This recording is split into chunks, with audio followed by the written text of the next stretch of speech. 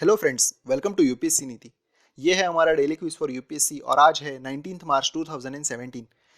जैसा कि आप लोग जानते हो संडे है और हम संडे को हमारे मंडे टू सैटरडे के क्वेश्चंस की एक वीकली रिवीजन कर लेते हैं। ये भी वीडियो हम वीकली रिवीजन का आपके लिए ला रहे हैं। स्टार्ट करने से पहले बस एक आपको डिस्क्लेमर देना चाहूँगा कि इस पर्टिकुलर वीडियो में हम सिर्फ और सिर्फ क्वेश्चन कवर करेंगे, उसका एक्सप्लेनेशन नहीं देंगे। अगर आपको किसी भी क्वेश्चन का एक्सप्लेनेशन चाहिए हो तो आप उस पर्टिकुलर डेट के क्वेश्चन में जाके उसका एक्सप्लेनेशन देख सकते हो। हम क्वेश्चन के पहले ऐसे एक स्लाइड बता देंगे जिसमें ये क्वेश्चन किस दिन का है ये हम आपको बताएंगे। ऑलराइट, यही था। और साथ ही साथ अगर आपने हमारे चैनल को सब्सक्राइब नहीं किया हो तो प्लीज़ सब्सक्राइब कीजिए हमारे चैनल यूपीएससी नीति को। ऑलराइट, स्टार्ट करते हैं question of the day one, that is 13 मार्च 2017। फिर से एक बार बता देता हूँ, सिर्फ और सिर्फ क्वेश्चन, नो एक्सप्लेनेशन। ओके, क्योंकि हमें फास्ट लेना है, 60 क्वेश्चंस कवर करने हैं, जितने कम से कम समय में हो सके उतने। Start. Question number one is consider the following facts about Rohingya and choose the correct statement. Rohingya के बारे में correct statement. Okay, the Rohingya people are Muslim Indo Aryan people from Rakhine state Myanmar. Okay, Rakhine state Myanmar से Rohingya people है, ऐसा ये first statement है। Next is the Rohingya have citizenship status of both Myanmar and Bangladesh too. Okay, इन्हें Myanmar और बांग्लादेश इन दोनों देश से सिटीजनशिप मिल चुका है, ऐसा ये सेकंड स्टेटमेंट है। जी इसका फर्स्ट स्टेटमेंट जो है वो करेक्ट है। ये रोहिंग्या पीपल रखाइन एरिया से है म्यांमार का, जिसको अराकान नाम से भी जाना जाता था रखाइन को। और सेकंड स्टेटमेंट जो है वो इनकरेक्ट है, क्योंकि इनको म्यांमार से कोई सिटीजनशिप नहीं मिली है और साथ ही साथ बांग्लादेश ने भी नहीं दी गई है। ऑलराइट, हमारा जो आंसर है हो जाता है only A, one only correct. Okay, move to question. ये है यहाँ पे, ये देखिए यहाँ पे है ये अराकान स्टेट। ओके, यहाँ पे ये रहते हैं और यहाँ से अब ये रिलोकेट हो रहे। रिलोकेट मतलब यहाँ से अभी बाहर जा रहे। देखते हैं हमारा next question. Question number two, consider the following facts about convention on continental shelf and choose the correct statement. Continental shelf के बारे में जो कन्वेंशन था उसके बारे में करेक्ट स्टेटमेंट हमें बताना है। Okay, first is the convention on continental shelf was the international treaty and created to codify the rules of international laws related to continental shelves. Okay, first statement ये है कि ये बनाई क्यों गई है, तो लॉ को कोडिफाई करने के लिए। Okay, next is the treaty establish the right of sovereign state over the continental shelf surrounding it if there any. अगर स्टेट का राइट जो है उसे रिकॉग्नाइज करने के लिए ये बनाई गई थी। Next third is being continental shelf the treaty do not comes under the United Nations Convention on the Law of the Sea UNCLOS. UNCLOS के अंडर नहीं आती है, ऐसा ही कहा है, और hence it is not a part of UN, ऐसा भी कहा गया है। ओके, इसका फर्स्ट स्टेटमेंट करेक्ट है, सेकंड करेक्ट है, लेकिन ये दोनों इनकरेक्ट है क्योंकि ये अनक्लॉज का पार्ट है और साथ ही साथ ये यूएन के अंडर आती है। यूएन को इससे कुछ लेना तो है नहीं, मतलब उसके काम में ये दखल अंदाजी नहीं देता, लेकिन ये यूएन का पार्ट है। ओके, यू अनक्लॉज होने की वजह से।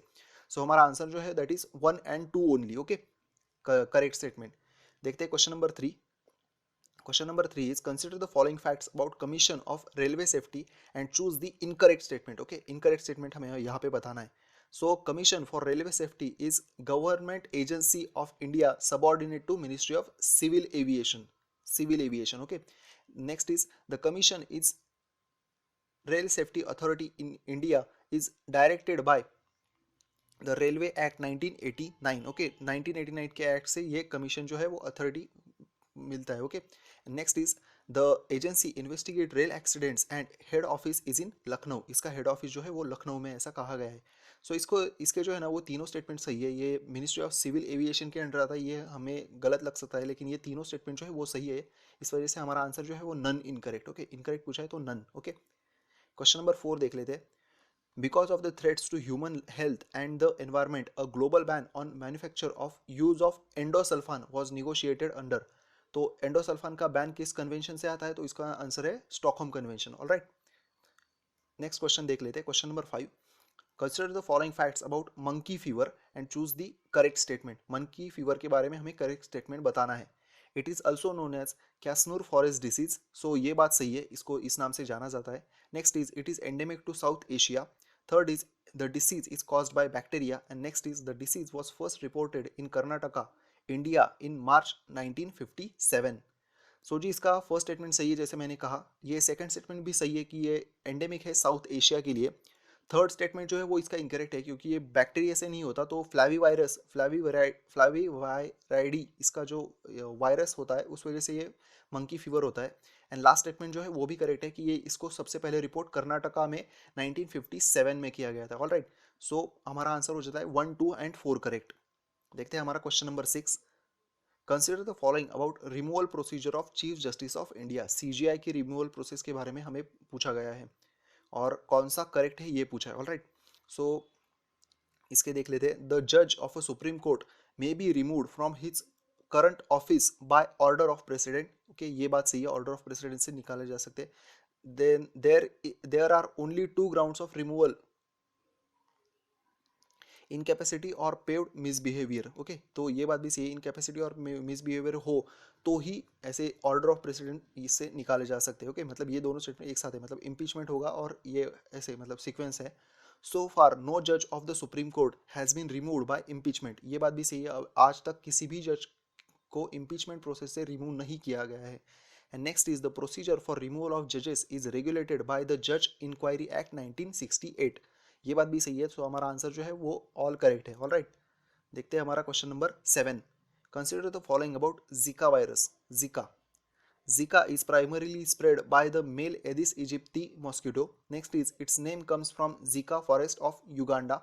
And next is the Zika virus can spread by vertical or mother to child transmission during pregnancy or at the delivery. और इसके भी करेक्ट स्टेटमेंट पूछा है, तो ये बात सही है। ये जो है ना जीका फॉरेस्ट युगांडा का जो है वहाँ से इसका नाम आया है, और साथ ही साथ इसका जो स्प्रेड है वो वर्टिकल हो सकता है, मतलब मदर से चाइल्ड को हो सकता है ड्यूरिंग प्रेगनेंसी।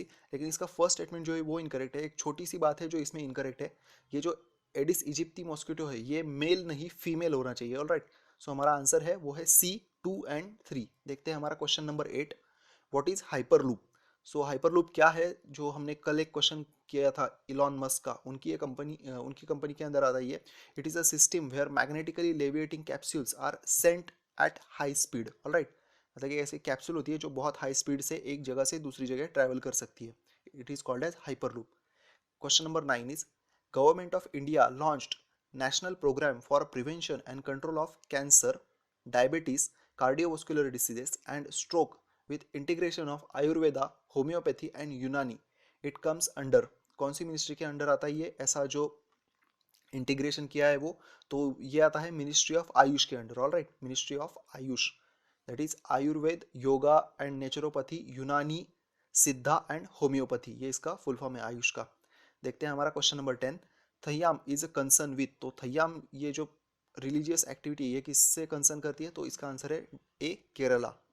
सो ये हो गए हमारे डे 1 के क्वेश्चन। अब स्टार्ट करते हैं 14 मार्च 2017 के question. Okay, so first question is consider the following fact about electronic voting machine and choose the correct statement.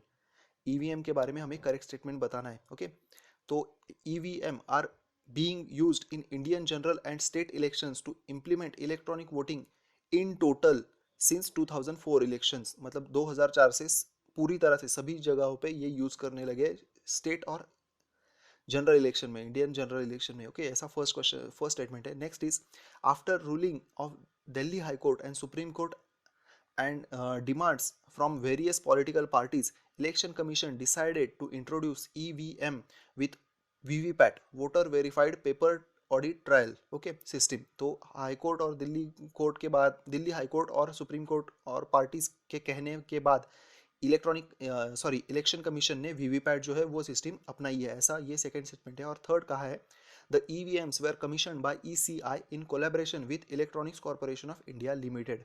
तो किसके साथ बनाया गया है, तो electronic corporation of India limited. इसके भी तीनों स्टेटमेंट जो है वो करेक्ट है। ऑलराइट, ये क्वेश्चन पूछा तो नहीं जा सकता, लेकिन जो बस इसके फीचर जो है हमें पता होने, बेसिक फैक्ट जो है वो हमें पता होनी चाहिए। ऑलराइट, देखते हैं हमारा question number 2। Which of the following are correctly matched. So Europa smallest of the 4 Galilean moons orbiting around Saturn. And next is fovea, a small depression in the retina of the eye where visual sharpness is highest, ऐसा कहा गया है। Alright, तो इसका जो first statement है वो incorrect है, क्योंकि ये स्मॉलेस्ट मून है 4 ऑफ द गैलीलियन मून्स का, ये बात सही है, लेकिन ये ऑर्बिट सैटर्न को नहीं करता, ये ऑर्बिट करता है जुपिटर को। और ये जो फोविया है वो बात सही है कि ये एक छोटा सा ऐसा हमारी आँख के पीछे पार्ट होता है जहाँ पे हमारा विजुअल शार्पनेस जो है वो सबसे हाईएस्ट होता है। तो ये सेकंड स्टेटमेंट जो है वो करेक्ट है और फर्स्ट इनकरेक्ट है। ओके, देखते हैं हमारा next question, question number 3। Guess the correct state from the statements. State जो है कौन सा है ये हमें इस बातों से बताना है। So it is also known as land of the dawn lit mountains, first is. Next is it is called as orchid state of India, orchid state of India. It was establish in February 1987. Fourth is it comes under biodiversity hotspot. And fifth is Namdapha national park is located in this state. So यह इस पर से हमें ये state कौन सा ये guess करना है, तो इसका आंसर जो है वो है Arunachal Pradesh. Okay, next question देख लेते हैं, question number 4। Consider the following fact about admiralty bill 2016 and choose the correct statement. Admiralty bill जो है उसके बारे में हमें करेक्ट स्टेटमेंट जो है वो बताना है। Okay, so the bill aims to establish legal framework to consolidate the existing laws related to admiralty jurisdiction of courts, admiralty proceedings on maritime claims, arrest of the vessels and related issues।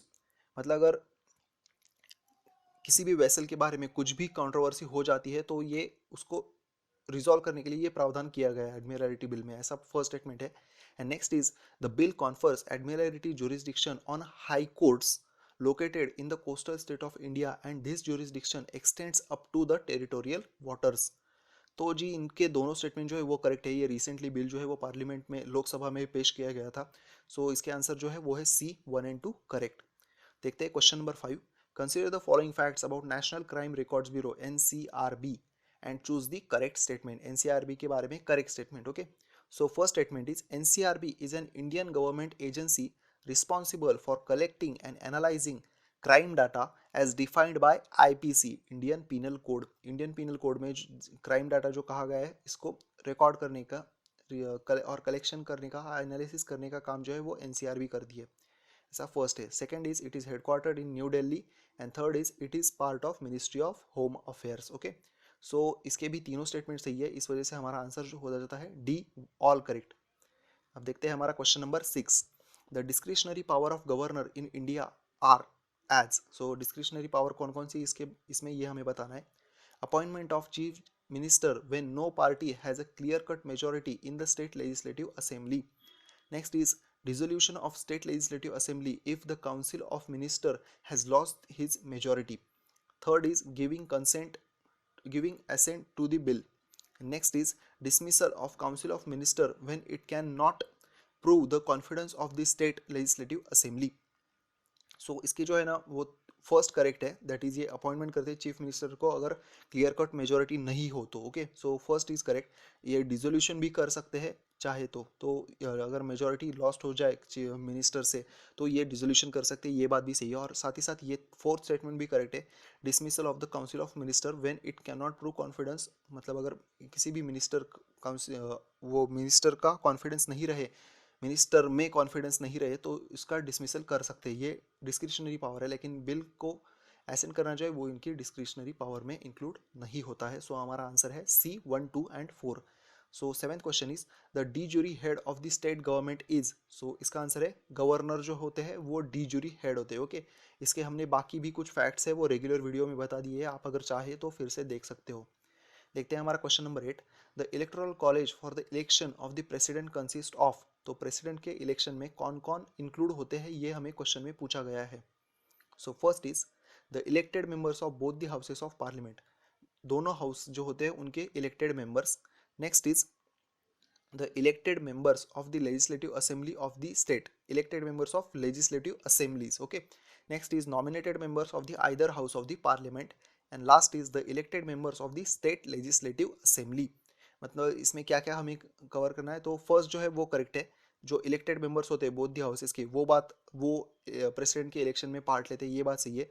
जो legislative assembly होती है states की उनके जो elected members है वो भी इसमें पार्ट लेते हैं, ये बात भी सही है। ऐसे याद रखना है, हमने कहा था असेंबली ए से आती है तो ये पार्ट ले सकते हो। ओके, ए जो है वो पार्ट लेता है और सी जो है वो पार्ट नहीं लेता। ए आते हैं सी नहीं आते, इनको कट कर दिया जाता है। Okay, so first and second correct है, थर्ड जो है वो इनकरेक्ट है क्योंकि नॉमिनेटेड मेंबर जो है इनको इंक्लूड नहीं किया जाता और साथ ही साथ लेजिस्लेटिव असेंबली के मेंबर्स को भी इंक्लूड नहीं किया जाता। सो हमारा आंसर हो जाता है D 1 and 2 only. Next question is consider the following about Godavari river. Godavari river के बारे में हमें पूछा गया है। Godavari river is the second longest river in India, ये बात सही है, ये सेकेंड लॉन्गेस्ट रिवर है इंडिया की। Next is it starts in Maharashtra emptying into bay of Bengal, ये बात भी सही है, ये महाराष्ट्र में नासिक में त्र्यंबकेश्वर में इसको स्टार्ट होती है और बे ऑफ बंगाल में जाके खत्म होती है। Next is the Godavari river is the largest in peninsular India and is also known as Dakshin Ganga, तो ये बात भी सही है, इसको दक्षिण गंगा और रिद्ध गंगा नाम से भी जाना जाता है। Okay, next is its tributaries are Purna, Indravati and Gomti. जी ये पूर्णा इसकी ट्रिब्यूटरी है, इंद्रावती भी है, लेकिन गोमती जो है ना वो गंगा की ट्रिब्यूटरी है। सो हमारा आंसर हो जाता है 1, 2 एंड 3 ओनली। ओके, देखते हैं हमारा question number 10। Consider the following facts about financial stability and development council and choose the correct incorrect statement. So इसके बारे में इनकरेक्ट स्टेटमेंट बताना है। FSDC के बारे में, FSDC is a apex level super regulatory body, super regulatory body है ये, constituted by the government of India. Okay, next is apex level FSDC is statutory body and last is the council is chaired by union finance minister. Okay, so इसका incorrect statement कौन सा है ये हमें बताना है, तो इसका बी जो है वो इनकरेक्ट स्टेटमेंट है, ये स्टैट्यूटरी बॉडी नहीं है, ये ऑटोनोमस बॉडी है। ओके, और इसका आंसर हो जाता है बी ओनली। ओके, इसको रघुराम राजन कमेटी ने रेकमेंड किया था इस बॉडी को फॉर्म करने के लिए। इसका भी एक्सप्लेनेशन आप रेगुलर वीडियो में जाके देख लीजिए। अब हम क्वेश्चन स्टार्ट करते हैं 15 मार्च 2017 के। Okay, first is consider the following fact about footwear design and development institute FDDI and choose the correct statement. FDDI के बारे में करेक्ट स्टेटमेंट बताना है।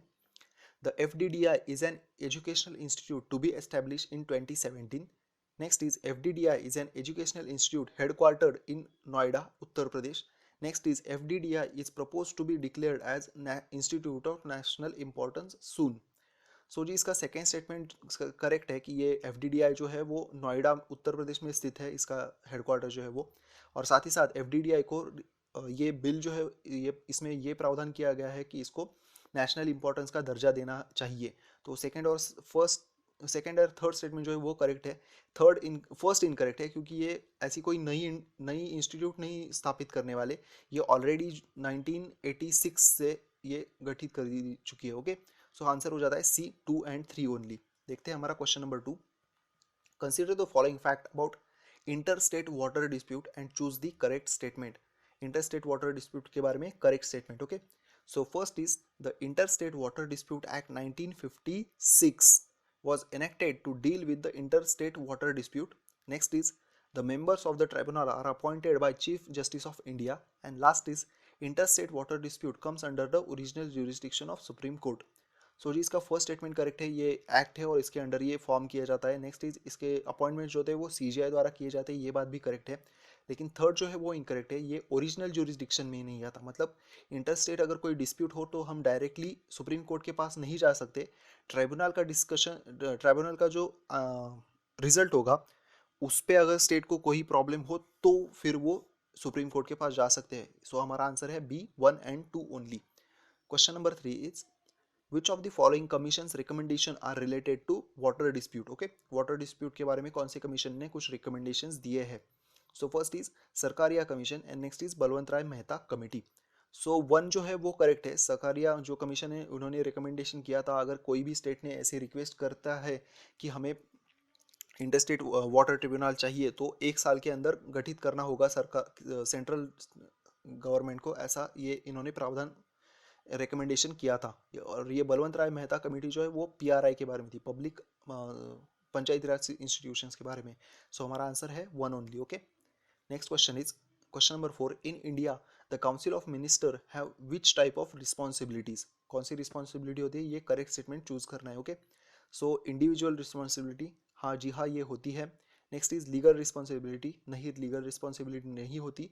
और कलेक्टिव रिस्पॉन्सिबिलिटी, हाँ कलेक्टिवली वो रिस्पॉन्सिबल होते हैं लोकसभा के लिए, सो कलेक्टिव रिस्पॉन्सिबिलिटी होती है। सो हमारा आंसर हो जाता है B, 1 एंड 3 ओनली। इसका भी एक्सप्लेनेशन आप रेगुलर वीडियो में जाके देख सकते हो। Okay, next is question number 5।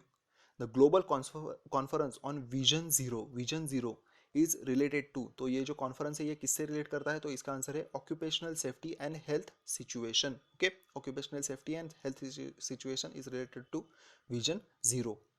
Next is question number 6। Madhesis community belongs to. तो ये काफ़ी सिंपल क्वेश्चन है, आपको इसका आंसर पता होगा। इसका आंसर है नेपाल। मधेसीज जो है वो नेपाल से बिलोंग करते हैं।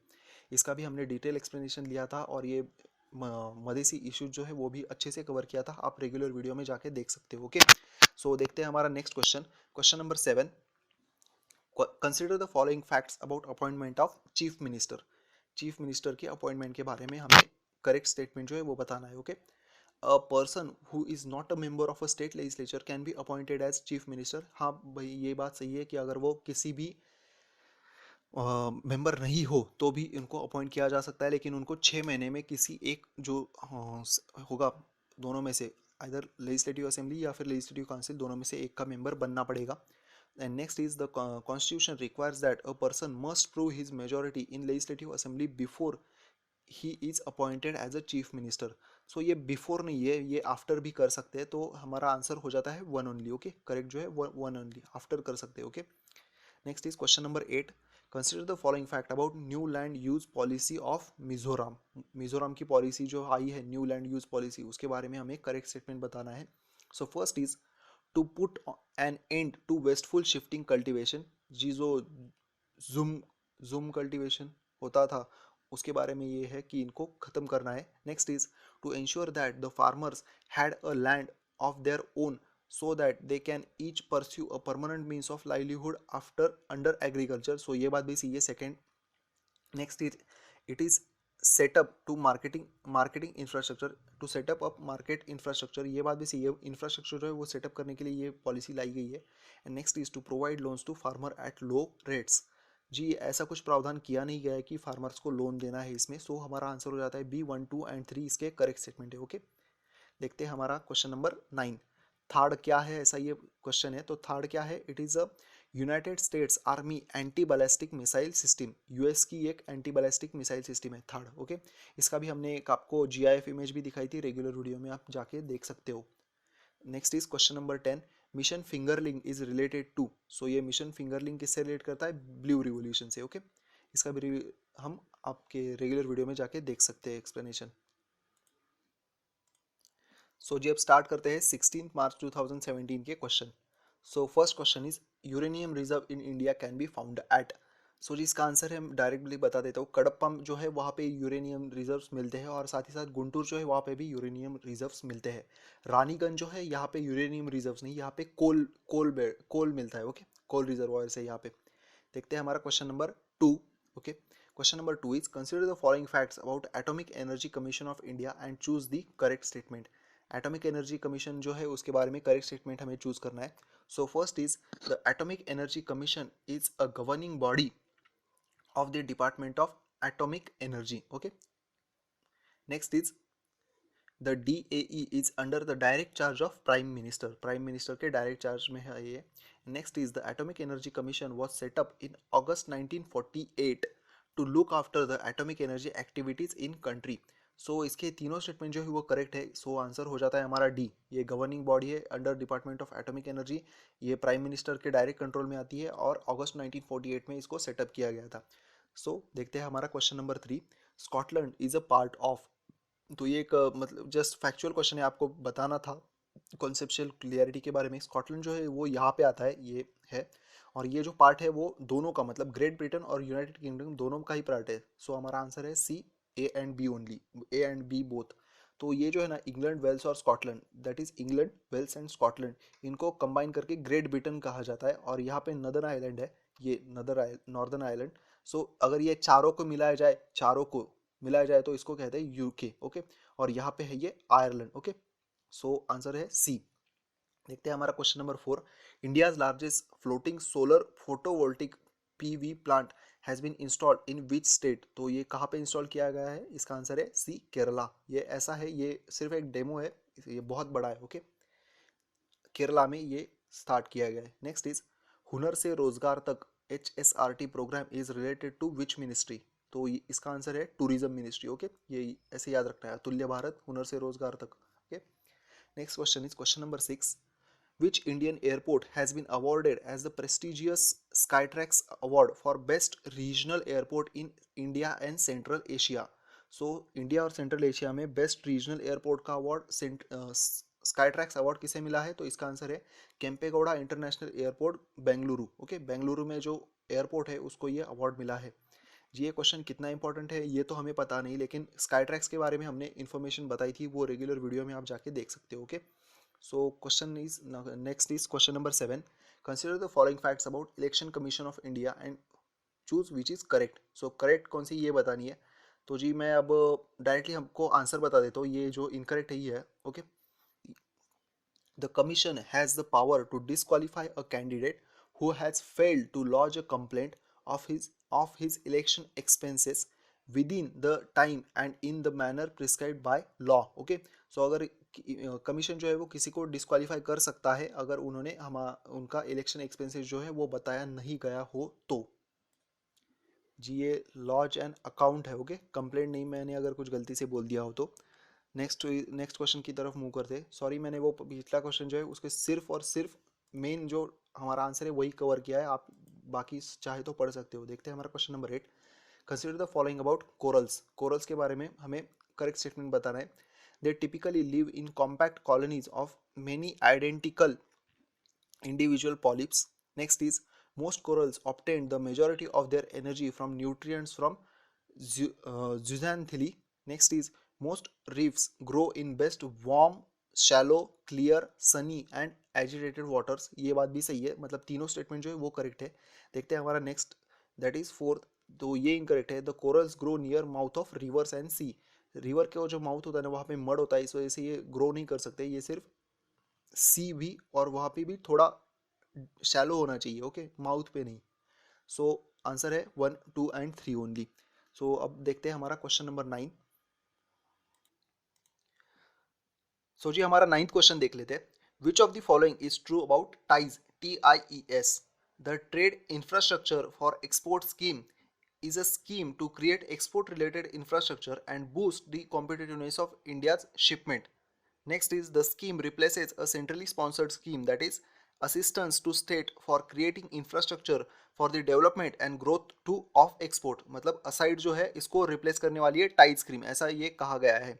और ये टाइज क्यों है, तो इंफ्रास्ट्रक्चर बूस्ट करने के लिए एक्सपोर्ट रिलेटेड। ओके, सो इसके भी दोनों स्टेटमेंट सही है। इसके बारे में भी अगर आप चाहो तो एक्सप्लेनेशन हमारे रेगुलर वीडियो में जाके देख सकते हैं।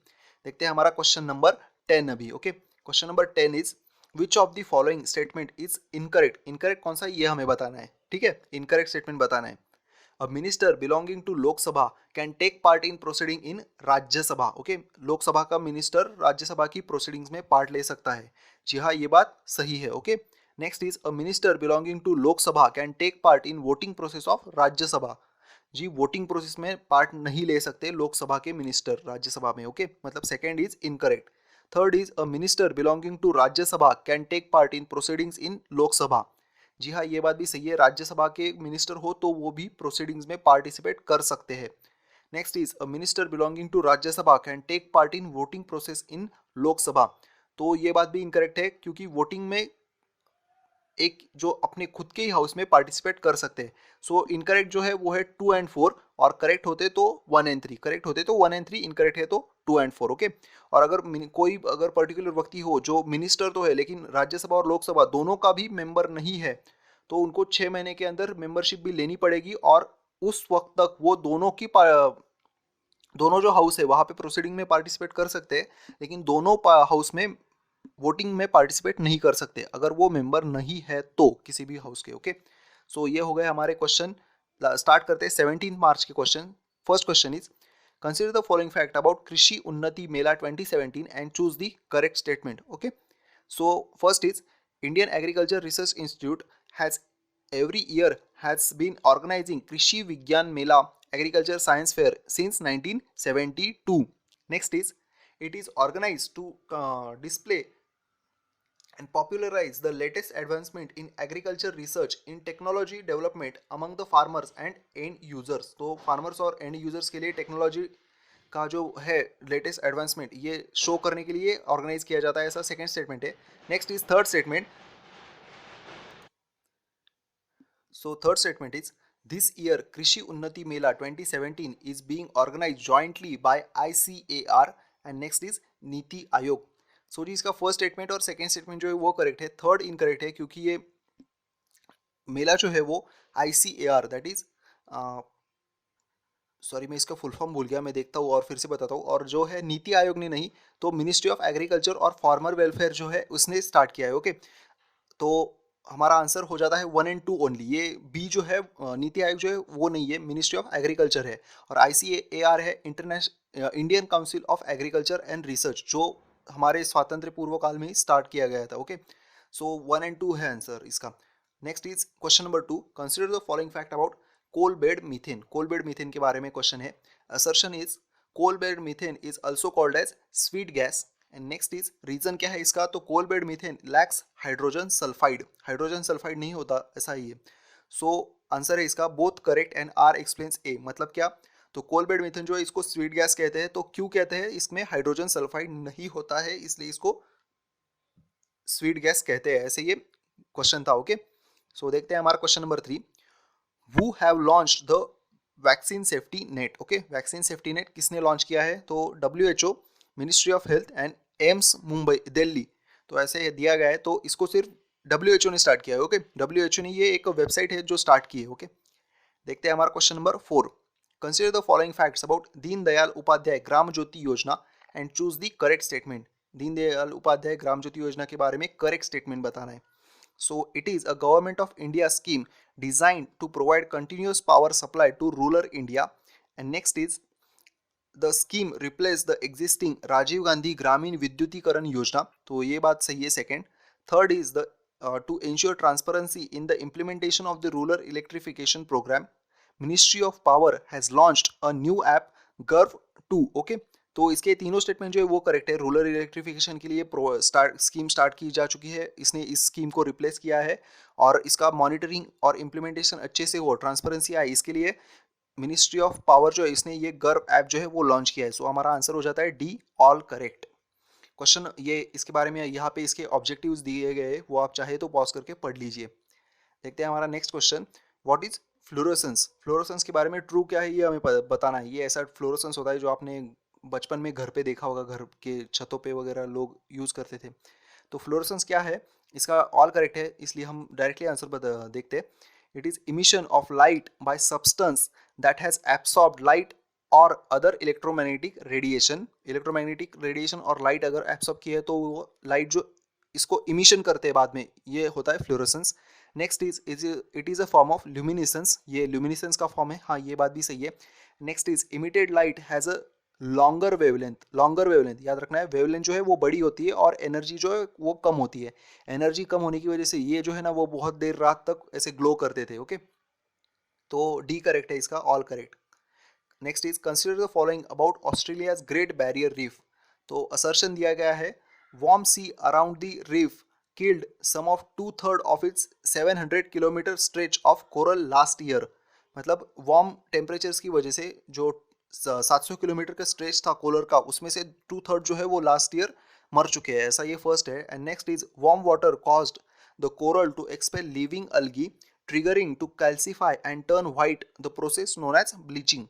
सो इसका भी जो है असर्शन और रीजन दोनों करेक्ट है, और रीजन जो है वो ए को एक्सप्लेन करता है। ओके, मतलब वार्म टेम्परेचर्स की वजह से अलगी निकल जा चुकी है, और अलगी निकल जाने की वजह से ये वाइट हो गया है जो कोरल्स है वो, और इस प्रोसेस को कहते हैं ब्लीचिंग। ओके, तो ये हो गया, इसका भी एक्सप्लेनेशन हमने डिटेल में कवर किया है, आप चाहे तो रेगुलर वीडियो में देख सकते हैं। हम देखते हैं हमारा question number 7, consider the following fact about judicial system of USA and India and choose the correct statement. Okay, so in India, a single system of judiciary enforces both central laws as well as state laws. Next is in USA, the federal laws are enforced by federal courts and the state laws are enforced by state judiciary. Okay, so इसके भी दोनों statement सही है, बस हमें आपको इसका difference बताना था ये कैसे होता है, सो इस वजह से हमने ये क्वेश्चन ऐड किया था। देखते हैं question number 8, consider the following about 3 parents baby and which of the following are correct. 3 parents baby के बारे में कौन सा करेक्ट है ये हमें बताना है। The technique involves intervening in the fertilization process to remove the faulty mitochondria। faulty mitochondria जो होता है वो उसके बारे में मतलब वो निकाल के इसे प्रोसेस करते हैं, ऐसा ये फर्स्ट स्टेटमेंट है। Next is the treatment is known as 3 parent IVF, in vitro fertilization, because the babies born from genetically modified embryos would have DNA from a mother, father and from a women donor, ऐसे तीनों की होने की वजह से इसको 3 parents baby कहा जाता है. Next is it is designed to help families with mitochondrial diseases incurable condition pass through paternal lines. So इसका फर्स्ट स्टेटमेंट सही है, फॉल्टी माइटोकॉन्ड्रिया को रिप्लेस किया जाता है 3 पेरेंट्स बेबी कहते हैं क्योंकि इसमें मदर फादर और एक वुमेन डोनर होता है.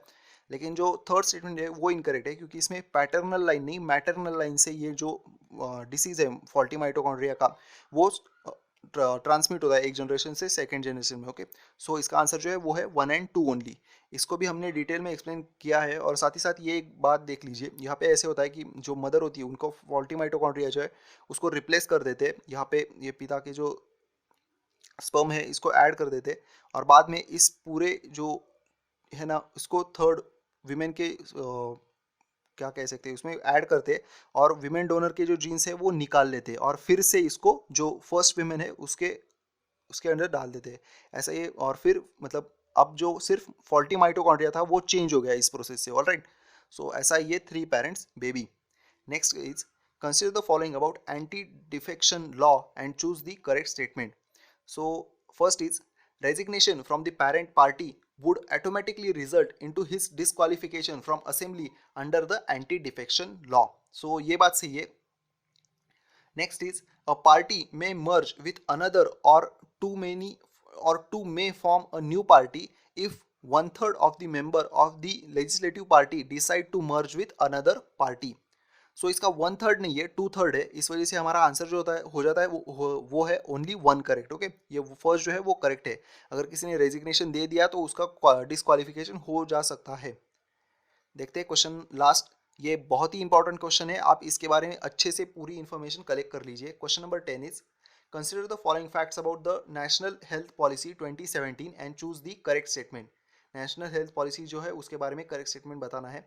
The new policy will replace the previous one which was framed 15 years ago in 2002. तो ये बात सही है, 2002 में ऐसी एक पॉलिसी लाई गई थी जिसको अब ये नई पॉलिसी रिप्लेस करने वाले हैं. Next is the policy which aims at providing health care in assured manner to all. मतलब अब जो इसका मोटो क्या है तो assured manner में सबको हेल्थ केयर प्रोवाइड करना.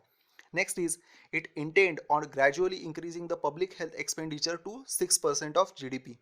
सो जी इसका आंसर 6% नहीं है, ये 2.5% है. 6% जो है ना वो एजुकेशन पे करने का प्रावधान किया गया है लेकिन वो अभी तक अचीव नहीं कर सके हम. और हेल्थ पे अभी कुछ 1.4% है जो राज्यसभा में इसके बारे में बताया गया था, लेकिन अभी हम 2.5% करने वाले हैं. वो भी अगर देखा जाए तो 2.5% जो है वो भी हमारे कुछ नेबरिंग कंट्रीज से भी कम है. Okay, next is in order to provide access to financial protection it proposes free drugs, free diagnostic and free emergency and essential healthcare services in all public hospitals. तो ये इसका फर्स्ट सेकंड और fourth statement correct है, third incorrect है. So हमारा answer is D 1, 2 and 4. Okay, so अब last day है 18 मार्च 2017 के 10 क्वेश्चन. ओके, सिर्फ 10 क्वेश्चन बचे. ओके, स्टार्ट करते हैं. Question number 1 is Sukhoi Su-30 MKI is a twin jet multi-role air superiority fighter developed by. तो सुखोई को किसने डेवलप किया है, इसका आंसर है सी, फ्रांस ने. ओके, फ्रांस ने सुखोई डेवलप किया है. Next is treaty of Lisbon is recently in news, it is related to. So treaty of Lisbon किससे रिलेट करता है, ईयू से. ओके, इसका भी एक्सप्लेनेशन आप रेगुलर वीडियो में जाके देख सकते हो. Question number 3 is consider the following facts about border road organisation BRO and choose the correct statement. So BRO के बारे में करेक्ट स्टेटमेंट हमें बताना है.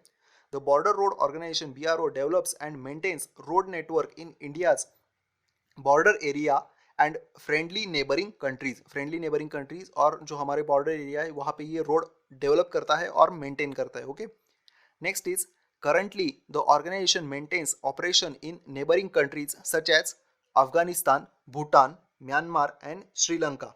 And next is in order to ensure coordination, Government of India set up Border Road Development Board BRDB with the Defense Minister as its chairman of the board. Okay, so first statement जो है वो correct है, second भी correct है. ये Afghanistan, Bhutan, Myanmar और श्रीलंका और साथ ही साथ भारत के 21 स्टेट और एक यूनियन टेरिटरी अंडमान निकोबार यहाँ पे ऑर्गेनाइजेशन मेंटेनेंस वगैरह काम करता है. ओके, जो थर्ड स्टेटमेंट है वो इनकरेक्ट है क्योंकि ये जो बोर्ड स्थापित किया है ना बॉर्डर रोड डेवलपमेंट बोर्ड, इसके जो चेयरमैन है वो पीएम होते हैं और डेप्यूटी चेयरमैन जो है वो डिफेंस मिनिस्टर होते हैं। Okay, so answer is B 1 and 2।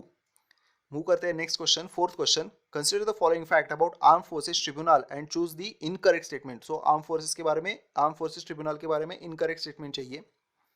First is it was established under the arm forces tribunal act 2007। Okay, 2007 के अंडर ये स्थापित किया जा चुका है, ये बात सही है। Next is all paramilitary forces are also covered in this tribunal.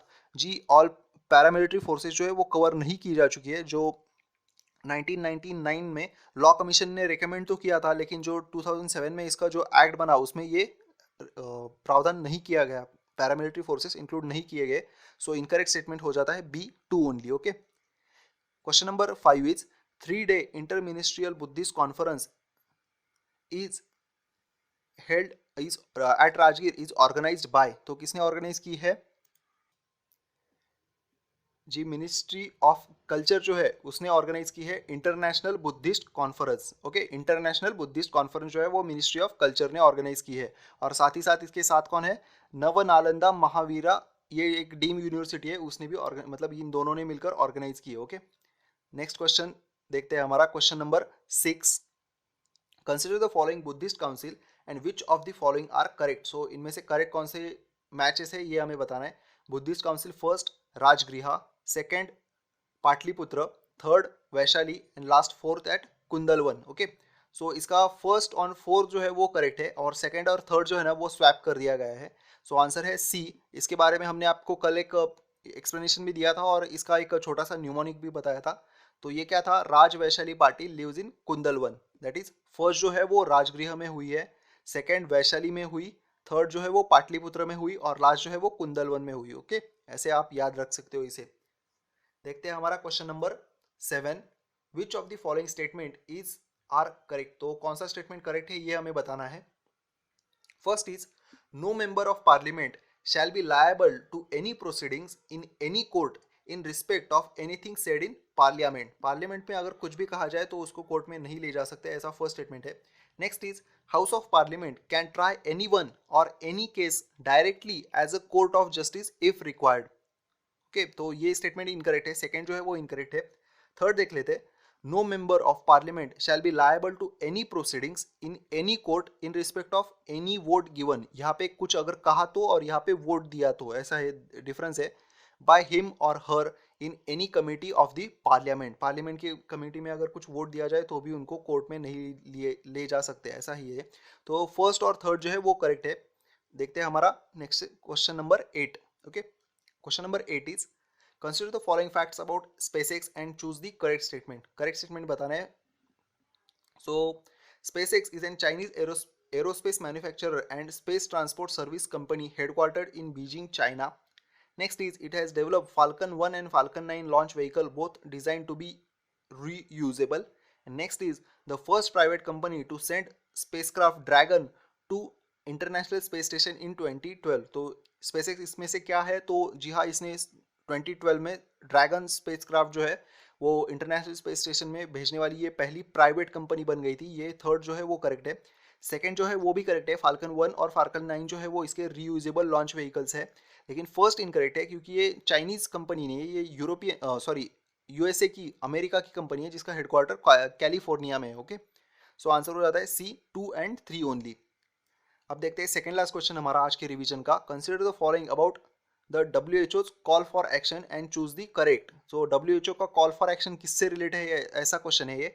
तो आंसर जो है वो है B, a programme for ending TB tuberculosis, pledging to scale up the effort and comprehensive measures to achieve the global target to end the disease. और कब तक खत्म कर रहे हैं इस TB को कॉल फॉर एक्शन के अंडर? तो 2030 तक। ओके, अब हमारा लास्ट क्वेश्चन।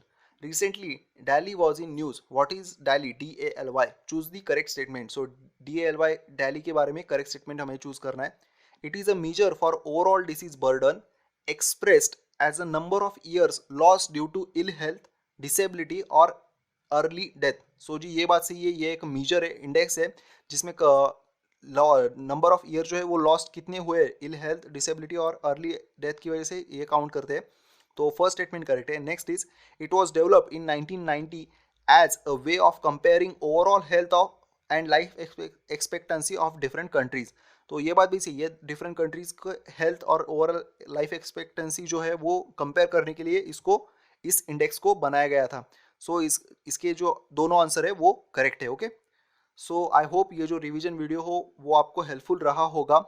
हम ऐसे ही रिवीजन वीडियो हर संडे को अपलोड करते हैं, आप ज़रूर देखना। और साथ ही साथ हमारे जो रेगुलर वीडियो है उनको भी हर रोज़ फॉलो कीजिए। आपको ही 18 जून जो हमारी प्रीलिम एग्जाम है उसमें हेल्प करेगा, बहुत ज़्यादा हेल्प करेगा। हम ये नहीं कहते कि ये क्वेश्चन ऐसे आएंगे, लेकिन कुछ ना कुछ तो एलिमिनेशन में तो आपको हेल्पफुल रहेंगी। ओके, सो मिलते हैं फिर कल मंडे को, स्टार्ट करेंगे अगले हफ्ते के question. Okay, thank you so much, have a happy wonderful day ahead.